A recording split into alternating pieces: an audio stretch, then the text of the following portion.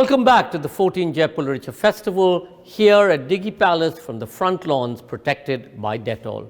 Today's session is supported by the official magazine partner, The Week. It's our pleasure to present Of the People, For the People. Navin Chawla, Dasho Kunzang Wangdi, Mahinda Deshapriya and Neelkantha Upreti in conversation with Mukulika Banerjee. Democracy is an inherently participatory process that ensures the role of constituents in the direction and operational of political and social life. Electoral systems convert individual votes and choices into larger decisions that impact societies, cultures, and nations. A vital session that looks at elections and constitutional procedure to understand the value and transformative power of the vote. A distinguished panel deciphers and evaluates the electoral process in conversation with anthropologist and writer Mukulika Banerjee.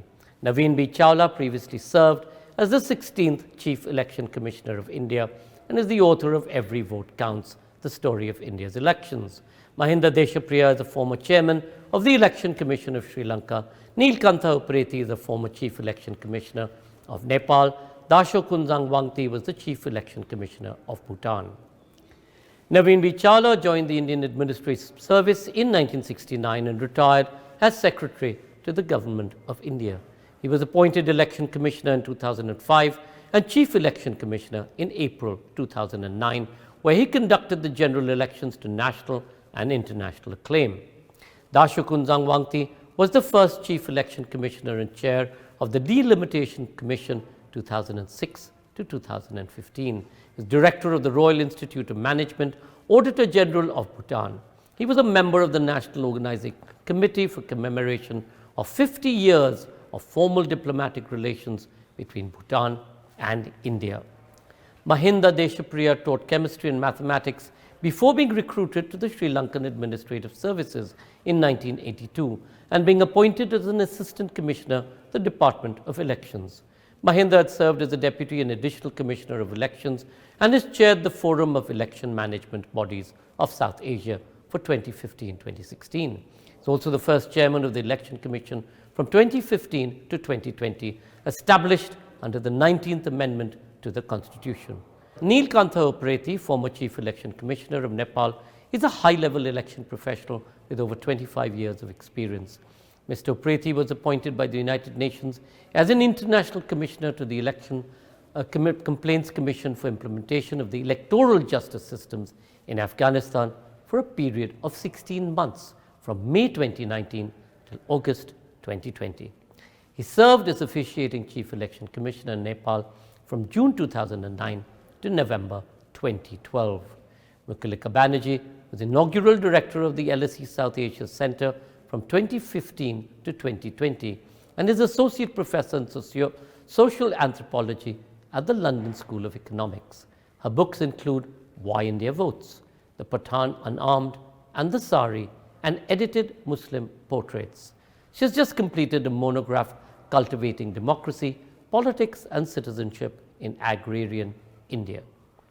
Please do remember to comment by typing it into the comment section below. Ladies and gentlemen, of the people, for the people. Navin B. Chawla, Dasho Kunzang Wangdi, Mahinda Deshapriya and Neelkantha Upreti.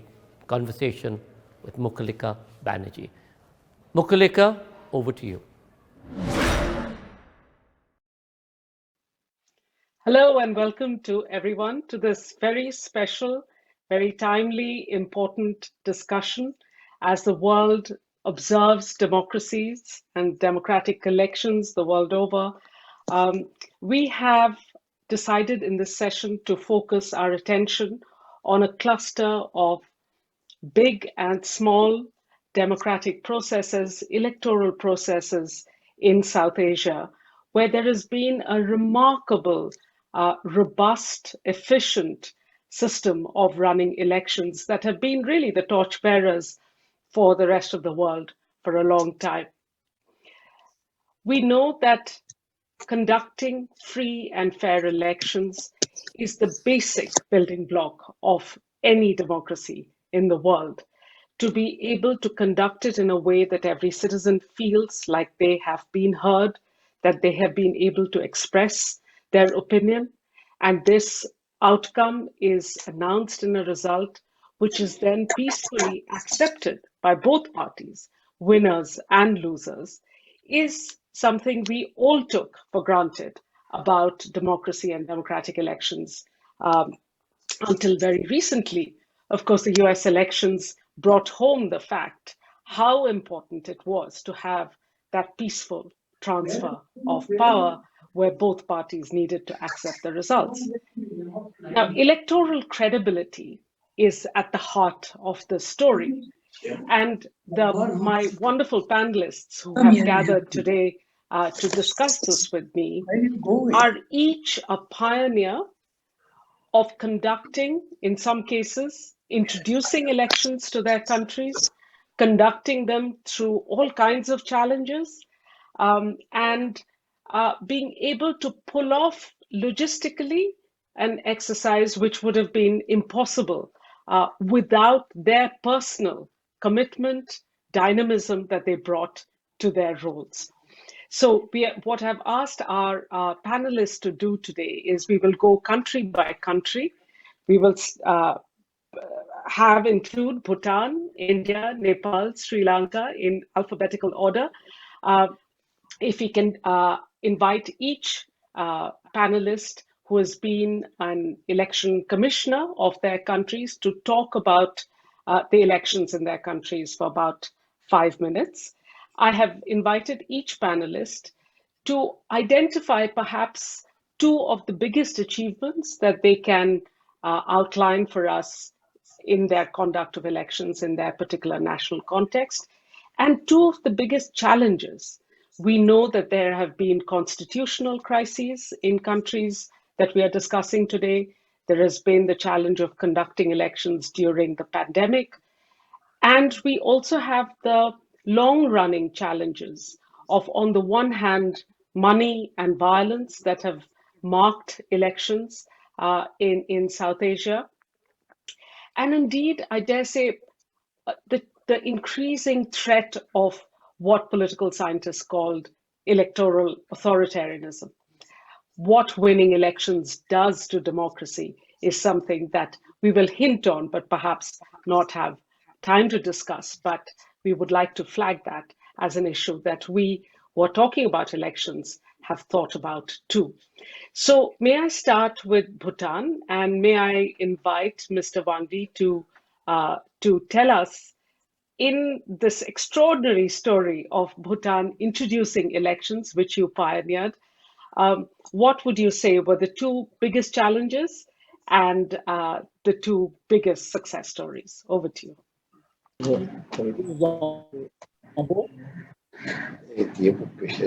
And good evening to all. I must thank Navin Chawla for recommending and the festival organizers for accepting my participation as festival. Can you hear? I'm so happy to be on the panel here. In his farewell speech, dinner speech by His Excellency Navin Chawla during his visit to Bhutan, he had confided that the chief election commissioners are the loneliest persons in this world. I found it true to be so during the time of election. I feel honored to be once again in the company of the loneliest. We are friends by destiny. We had a role in ensuring continuity of electoral democracy in the subcontinent. I feel honored also to be in conversation with Madam Mukulika Banerjee ji, a distinguished anthropologist and writer. Indeed, it is a great pleasure to look at the elections and constitutional procedures. I shall present my views on the topic ethical democracy from the Dragonland. I've seen through the first and second national parliament elections and first local government elections in Bhutan. Bhutan had conducted its third one in 2018.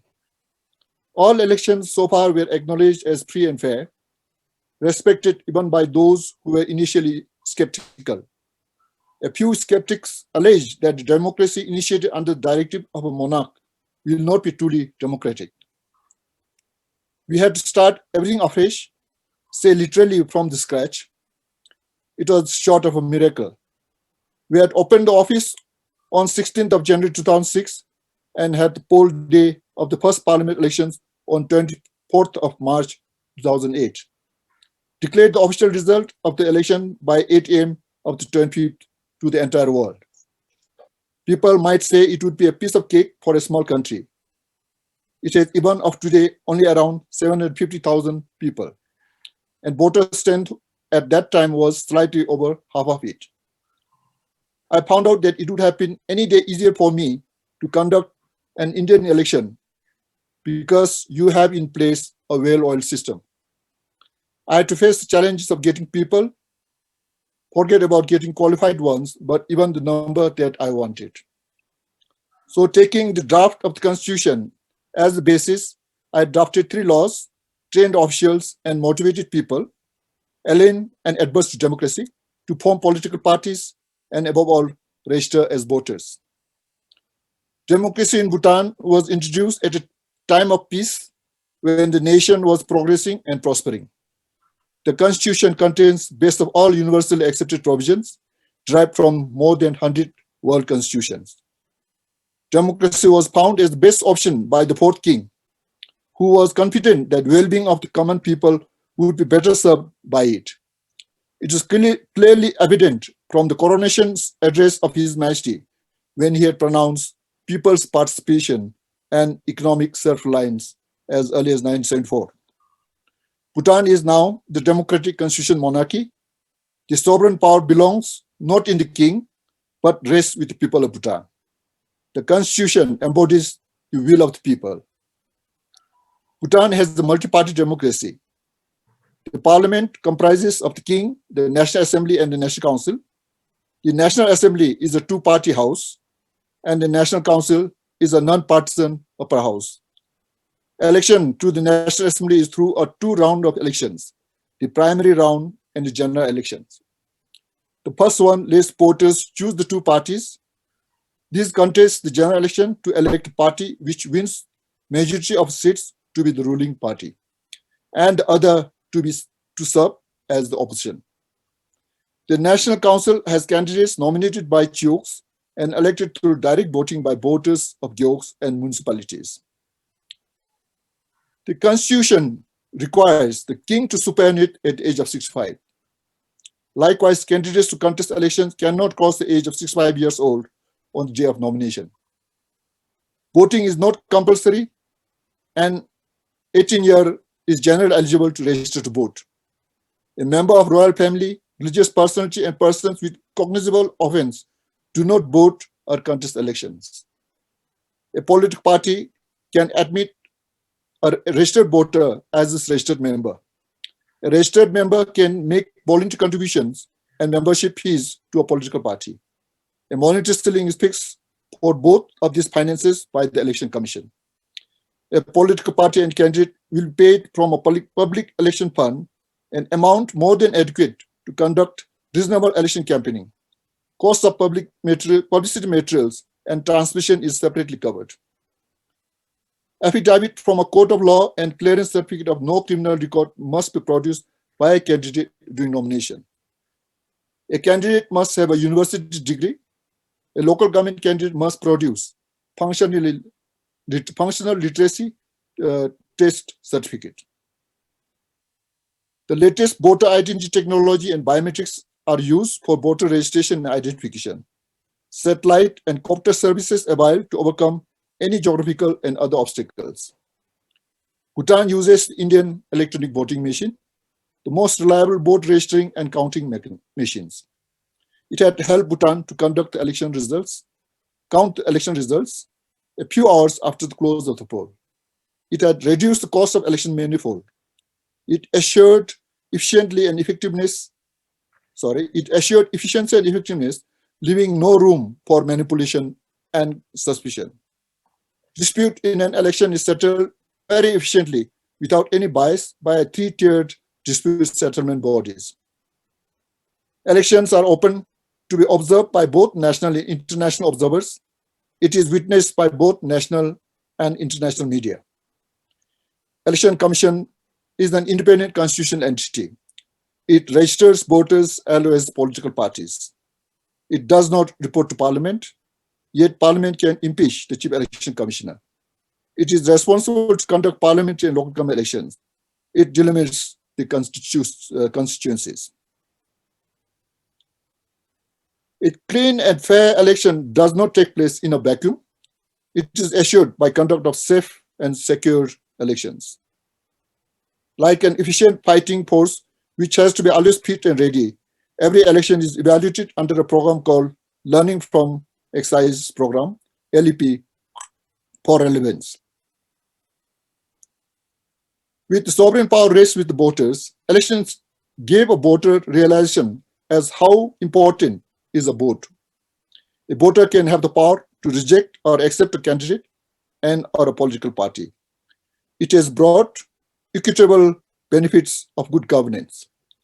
So far, in 3 parliament elections, voters each time voted in a new political party as its government. We found out that voters are responsible and matured.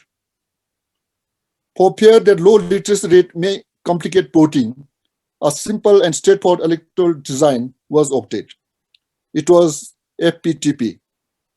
The European Parliamentary Delegation, after our first election, was urging me to switch over to another system. I curtly told them that I am awaiting UK referendum on FPTP. If they switch, we will. We are still continuing with the FPTP. In this regard, I would like to briefly touch on 3 lessons. Magic of secret ballot. Is human to behave differently as in darkness and daylight, So in an election, the outcome of voting is far more objective when ballot is cast in secret. Second lesson, people with less regard for principles can hurt democracy. Be prepared to have unprincipled and cheats sneak in politics. Is a test of the people as to whom they vote in or vote out. Is often said, you get what you deserve. So voters have a sacred duty in a democracy. Third, adverse bearing on national goals by short tenure of party in power.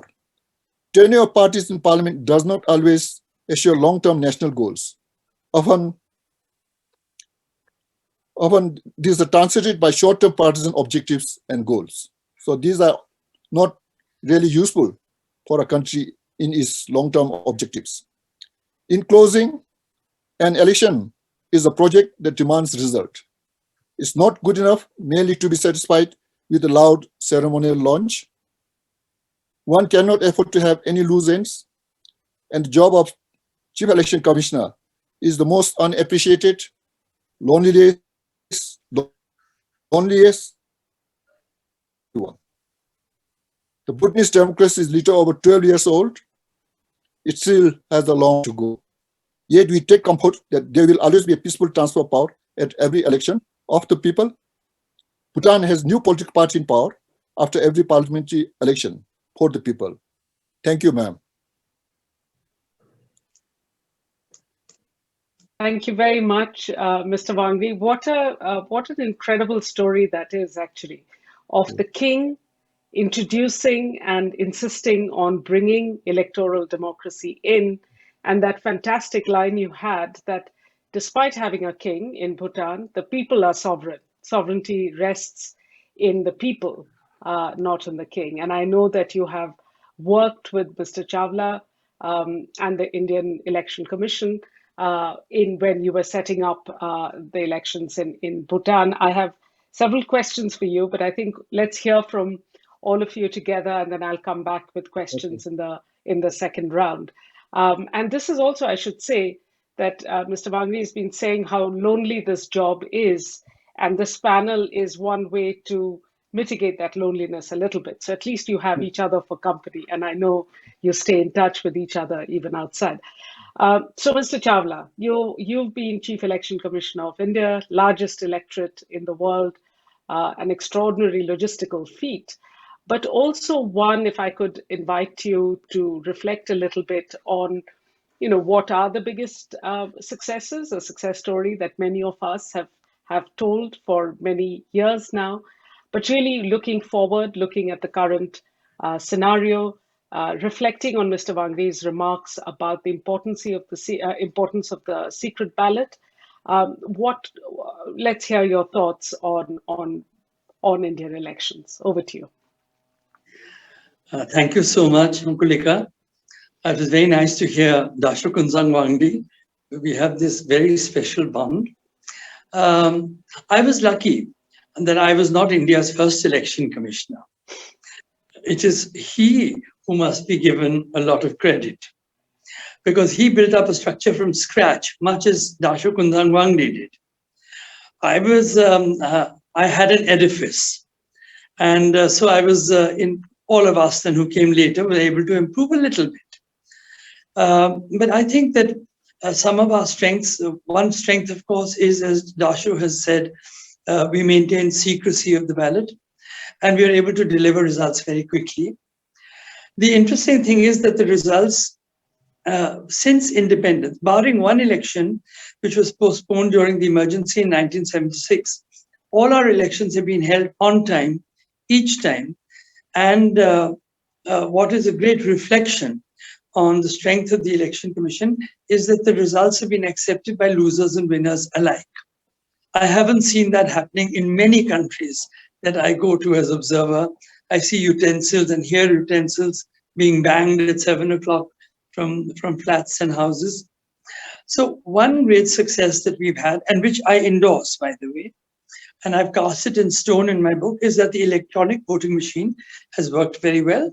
But when I did the election in 2009, there were political parties that came, and they were finally satisfied, but they demanded a paper trail. So I said, we can't buy that off the shelf. If it's taken so many years to develop an EVM, it'll take us a decade to develop the voter verifiable paper trail. And sure enough, in this last general election, it worked, I think, very well. And there were hardly any complaints by the political parties, particularly the opposition. And the strength of our system in India is that it is supervised by the collector of each of the districts. So if you're the collector, then assembling those EVMs, testing them, utilizing them for the election, picking them up for storage thereafter, taking them for counting, is all the responsibility of the collector, and everyone associated with the process is therefore a government servant, not like in many other countries where volunteers come in. So everyone has a degree of accountability to the laws of India, including the laws of punishment. I think that has worked rather well. But I have to also tell you what is not working well. We have statutory limits on expenditure. Sadly, every political party violates them if they can. If they can get away with it, they do. Although we put in something like 2,000 or 3,000 observers, senior officers of joint secretary level, pull them out for a whole month from the jobs they're doing, they can't be everywhere. And the political animal is far cleverer than us, because what goes on at midnight, the transporting of money and so on, we do our best, but we are not successful. So we are basically, what are we? We are umpires in a political game. And the political player has also to display that maturity. But unfortunately, what becomes the mantra at the time of elections is winnability. So this is one big fault that we have. And very sadly, at least, it's an estimate that at least 20% of our candidates are still criminal. They have criminal antecedents, they have murder charges, rape charges, attempt to murder, dacoity. And an author at Yale has actually come to the conclusion that 23% or whatever, which are criminal candidates, have a better chance of winning. Money, power, and criminality ensures a better win. So these are, I would say, two of our, in India, they still continue to be major problems. And until our Supreme Court doesn't step in to clean that, I'm afraid I don't see much hope on the horizon there. Thank you. Thank you very much, Mr. Chawla. I mean, of course, yes, the Supreme Court could step in, but as we know that with electoral bonds having been introduced in the Indian election system, there is now a legitimate way to make electoral funding opaque. So actually, we've gone in completely the opposite direction in the Indian case. Rather than greater transparency, we have even greater opacity as of the last 4 years now. So these are serious problems and threaten the credibility of the electoral process, and one that we need to take extremely seriously. We also didn't talk about the totalizer. It's just worth saying. I know Mr. Chawla himself has written about this and campaigned for it, that as we heard in Bhutan, the secrecy of the ballot is critical for voters wanting to vote, feeling secure that their choice is going to remain confidential. But because of the switch to electronic voting machines, we can't mix ballot papers anymore in the way that they used to be mixed before machines were brought in. Earlier, when there were paper ballots, we used to mix them. And so you could not trace any single ballot paper to any particular polling booth.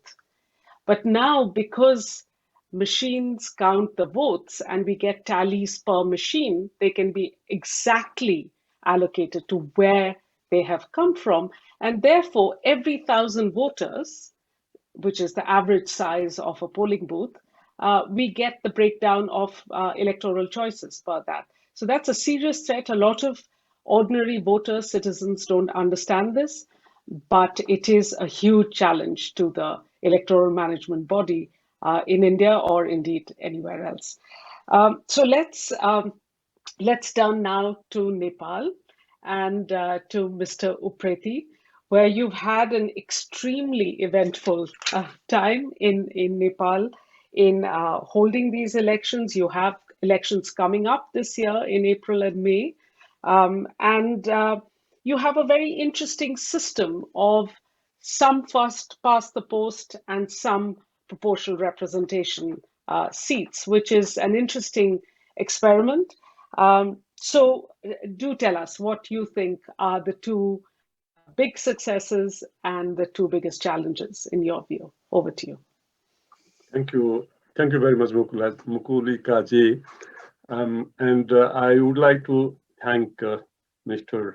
Chawla, our former Chief Commissioner of India, for reaching me out and providing this opportunity to speak with friends.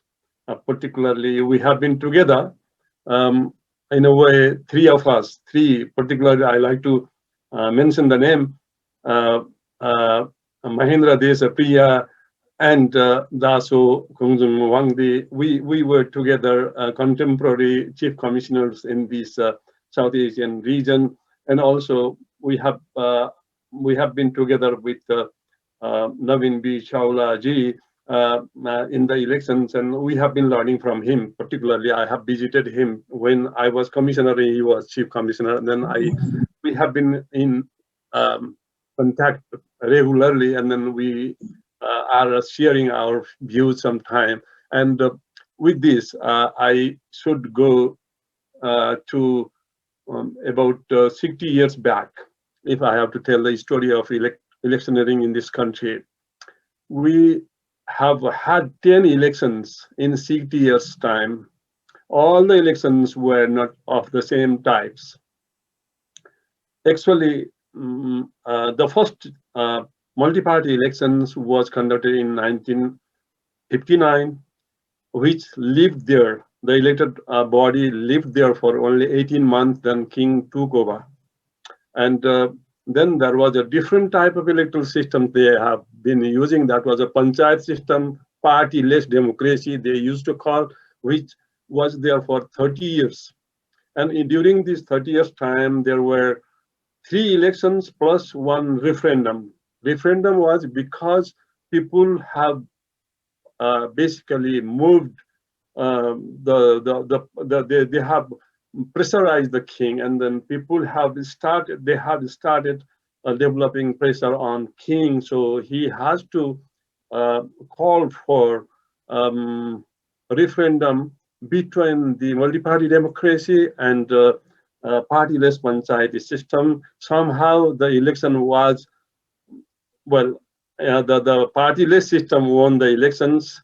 I don't know how it did, but I was also voting for that in that particular election. It was in 1980.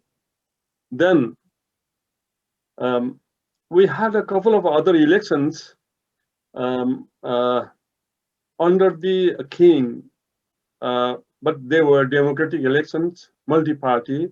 But then the king was still there as a constitutional king. Democracy could not really contribute, and the expectation of the people was not met. So we could not continue with the democracy that we were exercising. Then suddenly Maoist, particularly group, not a party, they started insurgency. You have been well informed, and I think all of you know that we had 10 years insurgency. That insurgency was devastating the country totally, and then finally other political parties, other parties, 7 parties, and the Maoists, they started talking together, and then finally we had received a full-fledged democracy. The king was relegated, and we started conducting election in a formal manner, and we had a interim constitution that was there, and on the basis of the interim constitution that was written by a group of people, professionals, and we continued conducting few elections. But then that was not the agreement. The agreement between Maoist, the insurgent, and the government political parties was that we should have a constituent assembly election. The constituent assembly election, which will have to write a constitution of Nepal by the people themselves, of the people and by the people, for the people actually. And then we conducted constituent assembly election for 605 member of constituent assembly. The electoral system, as you have already mentioned that earlier, Mukulika ji, that we have been practicing mixed electoral system. I prefer to call it, parallel mixed, not fully mixed. 2 electoral system conducted on the same day on the same polling center. In the same polling center, we have 2 ballots, one for party, one for candidates. So that was what it was done. The party, basically the FPTP side is a little more seats than the PR side, proportional representation side, and we have this has been really, I should say, the achievement of the electoral system that we are practicing is that we could bring, enhance the representation of women from 3 to 33, and Janajati, like indigenous, from 25 to 37, and also Dalit and scheduled caste from almost 0 to 7 to 9, also in next elections. Then achievement, this is one of the biggest achievement, I should say, the representation. And we also could really introduce a new system of voters registrations with photographs and fingerprints. Also, we have distributed ID cards in order to make sure that each voters confidently go to the polling center and cast their vote themselves. You know that riggings are very common in, like young democracies. let's put aside the older democracy, experienced democracy. But then, so we have introduced these two systems, photographs in the electoral roll, which we have been sharing with India, experience we have been sharing with India, and also we have introduced ID card, and ID card was produced in the office by the Election Commission when I was chair, produced in a month's time and distributed in 2 weeks' time all over the country, about 11.5 million voters' ID cards, which was a kind of, people say that it was a crazy plan, but then it was a successful plan. So I feel like that before the ID card was distributed, we had about 60 to 65% turnouts of the voters. After the ID card was distributed, we could find that the voters turnout was about 80%. So that was one of the greatest achievement of the system and process. I am talking about system. System has given us the representation, but then process has made us to vote on time, rightly, and securely. And I go to polling center with ID cards, and my vote is not voted by somebody else. And I am voting myself. That was one of the biggest achievement. And second achievement, of course, I already mentioned that the representation of different groups, women and Dalit, Janjatis, and also other caste, other sectors of indigenous group. So we have been able to increase the representation. The electoral system that we have been practicing, we were thinking that it would be a great electoral system for us for the future and for the permanent democracy or established democracy for the continuous process, because Nepal has an intervalic democracy. Sometimes king ruling and conducting elections for partyless system. Sometimes multi-party democracy has come, and then we have had a few elections like that, and then sometimes we had to fight with the insurgents, and we had to bring them in the peace process. And the peace process, the electoral system that we have introduced has played big role in bringing the insurgent into the peace process, and they wanted to come and participate in the electoral process. That was another biggest achievement, that they are in the democratic process, at least from 2008 until now. And we have them, they are in the government, and they are also representing in the federal parliament, and also provincial assembly and the local level. So we have a very good representation of all sectors of society, all indigenous groups, and then women. But then that is not the end. We have a challenge.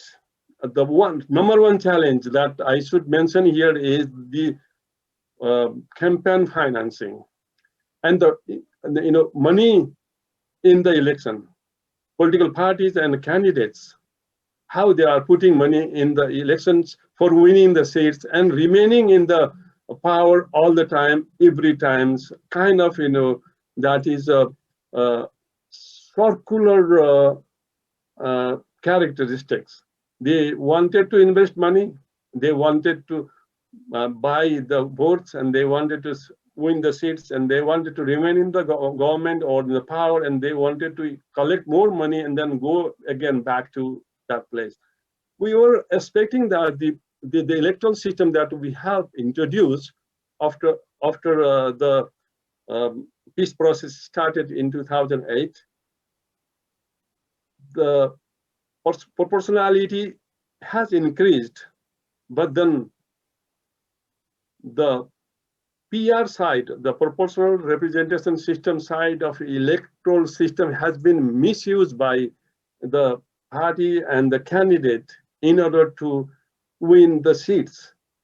So it has been rather perverted the system, and we are now in the process that we must review the system. So particularly election commission and the civil society and people like us, we are discussing and deliberating on the electoral system, what electoral system should be best for Nepal for its existence, democratic continuation.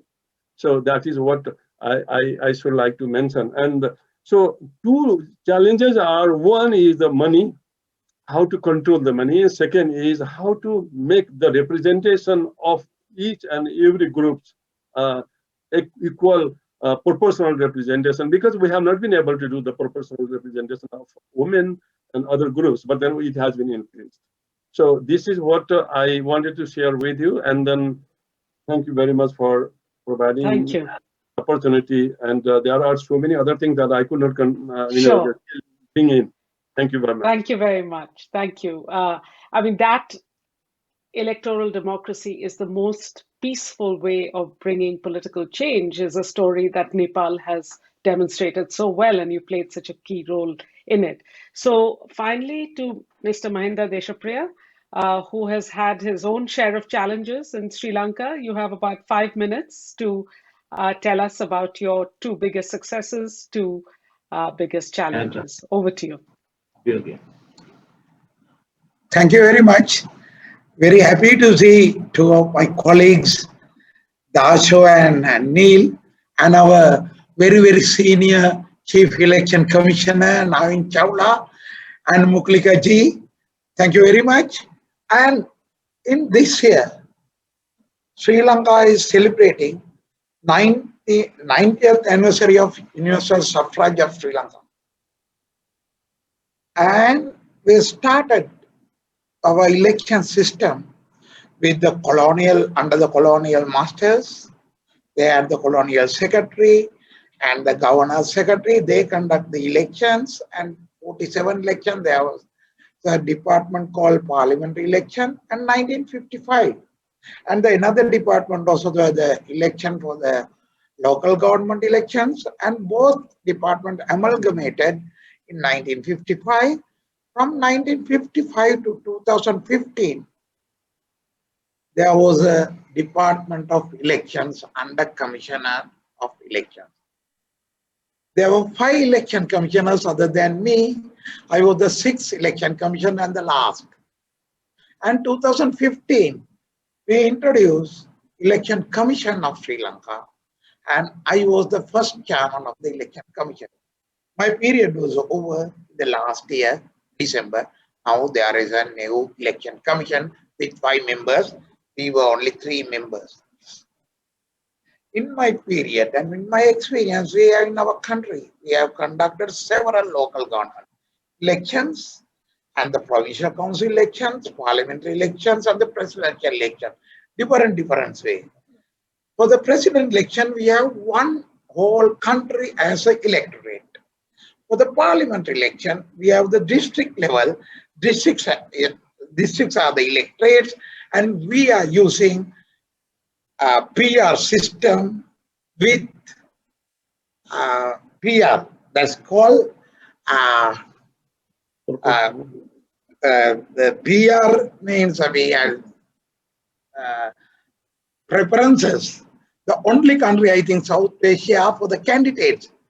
The voters has to mark their preferences to elect the candidates. PR with PR.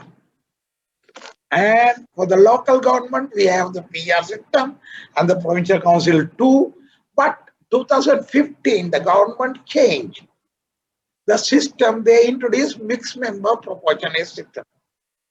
So now we have 3 election system to parliament and the provincial council, PR with PR, direct electing for the president, and mixed member proportion with the local government.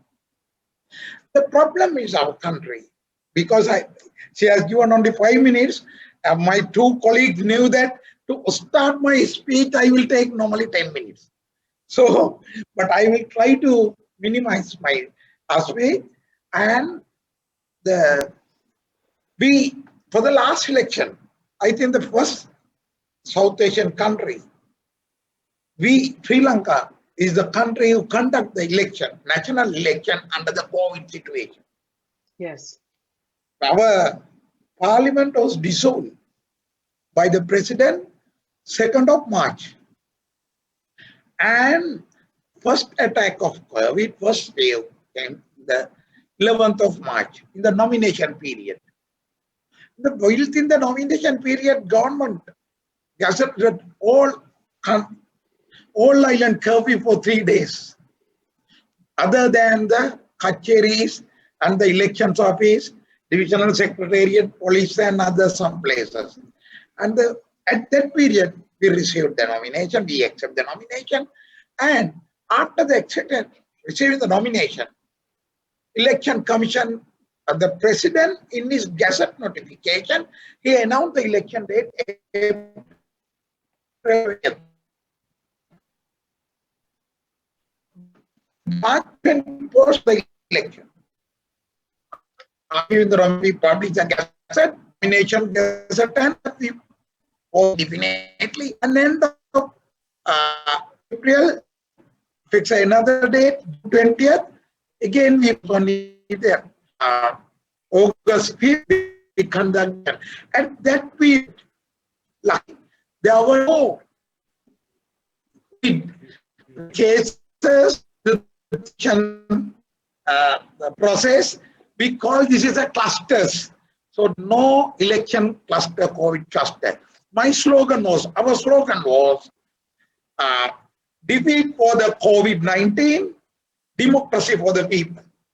So we encourage the people, come and vote. Voting booth or the polling station, the most safest place other than the public market. Public place, school, government office, buses, and everywhere.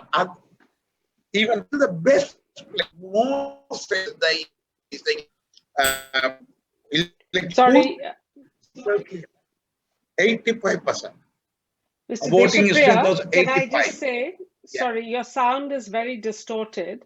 So do you want to wrap up in 30 seconds, please? We are coming to the end of our session anyway, and your sound is very distorted. So final sentence, please. Oh, sorry, our fans are working. That was the problem. Yeah, that's fine. What we have done is, this is our 90th anniversary of universal suffrage, Sri Lanka. We have 4 types of elections: presidential, parliament, provincial council and the local government. Presidential all island election, one candidate will be elected through the entire vote. Parliament and provincial council, we have the PR system with PR. That means we are using references to elect the candidate, and the local government, we have mixed member program. The last election, we are the first country who Sorry, Mr. Deshapriya, I think we'll have to end it there because we can't see you or hear you. So let's leave it there. We have a couple of minutes really to the end of the session. And there have been several questions coming in from what I can tell very young people as well. One of the questions that comes up again and again, and maybe Mr. Chawla, you want to take this, is what is the best way to encourage young people to feel like their vote actually matters? Why should young people vote? Yeah. Yes, I think that young people have really started voting. When I started going to universities and talking to students in, say, 2007 or 2006 even, they were very apathetic. By the time we finished questions and answers at 50 universities or more, I think they became very involved. So I've seen a sea change. And young people have actually influenced the last 2 elections quite dramatically. It's a big change that has come about in India, and well done to them. Thank you. In fact, it's important because I was looking at the demographic profiles of our electorates in the South Asian nations, and it's a very young electorate. 30% of the electorate is below the age of 30. So people between the ages of 18 and 30 voting is absolutely critical. But as this session has shown, you can see that the chief election commissioners across the region are good friends. They talk to each other, they learn from each other, they advise each other, they admire each other's work, because the business of running elections itself is this huge challenge. But thank you all for joining us, and I hope you've realized that elections are not dry arithmetic affairs. They are about real people, about processes, about real commitment to what we heard as ethical democracy. Thank you. Thank you, Navin Chawla, Dasho, Kunzang, Wangdi, Mahinda Deshapriya, Neelkantha Upreti, and Mukulika Banerjee for that fantastic session and for really giving us insight into why an election is important, why we need to fight for our individual vote. We thank our official magazine partner, The Week, for supporting the session. We thank our celebration partner, Dasho. Thank you all for watching and being such a great audience. Remember to stay logged on. You can catch other sessions at the Darbar Hall or the front lawn. And of course, remember to buy your books by clicking on Amazon, or for a bit of retail therapy, you can visit Earth Fables. If you can help, please do by supporting all of us at Teamwork Arts and continuing to help us to bring you the free flow of knowledge and information. Press that button, contribute now. And do help by tweeting using the hashtag Jaipur Literature Festival 2021 and our Twitter handle @Jaipur Litfest. Festival is protected by Dettol. Stay safe, stay masked.